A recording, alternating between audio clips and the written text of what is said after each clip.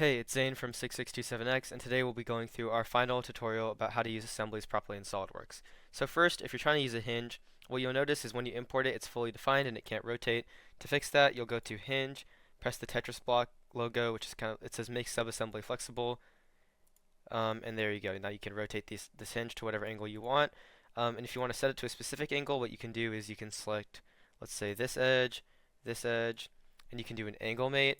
And you can set it to whatever degrees you want to angle the hinge.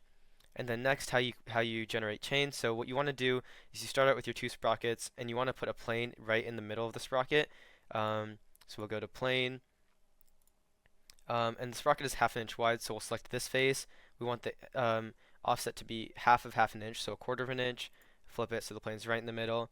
And then we actually want to draw on that plane. So we'll go to Sketch while we still have the plane selected. And we'll draw our chain path. So we'll start with making like the basis for it. So we'll go center lines here, and we'll do 4 center lines going perpendicular. Oops, daisies.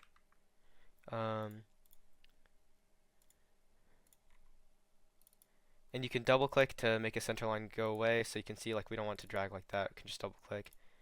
There we go. We have our 4 lines. Make sure you don't accidentally set it coincident to like any of these little parts of the sprocket. And now we'll dimension the line. So we'll go for this one. It's 0.97.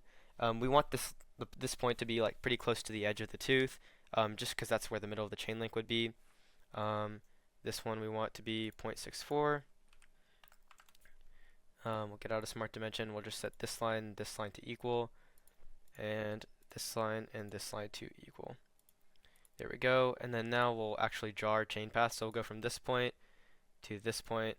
And then we want to make an arc that goes around there. So if we go back over the starting point of the line, it actually turns it into an arc, which is what we want. We can go right there, line to the end of this, so that's right there, and then go back over the starting point, and bada boom. And then we want to check that there aren't accidentally any coincident relations. It looks all good.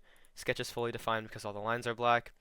We'll go exit sketch, and this is the path for our chain. So now we'll go to chain component pattern right there. You can see since we already had the sketch selected, it's in this chain path, but if not, you could open this drop down, select sketch, and then we'll want to go to fill path. We won't worry about that number for now. For chain group, first you want to make sure you're in this second one that says distance linkage. For chain group, we'll go here, select our chain link, and you may need to reverse the direction if this doesn't work, but what I'll do is I'll select for the first part this one, for the second part we'll select this one, so that's like the end and what the chain link would go into. And then for the path alignment plane, we'll go down to our chain link over here in the menu, this drop down, we'll go to right plane, and you can see it generates our chain going all the way around.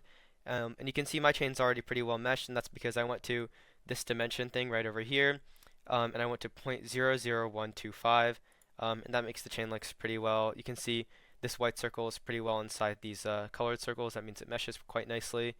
And then we'll press OK.